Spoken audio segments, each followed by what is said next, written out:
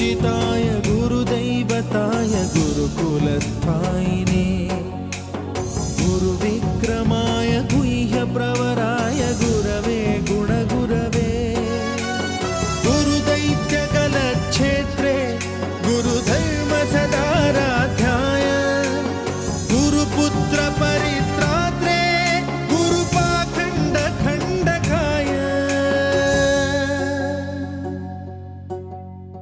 गीतसाराय गीततत्त्वाय गीतगोत्राय धीमहि गूढगुल्फाय गन्धमत्ताय गोजयप्रदाय धीमहि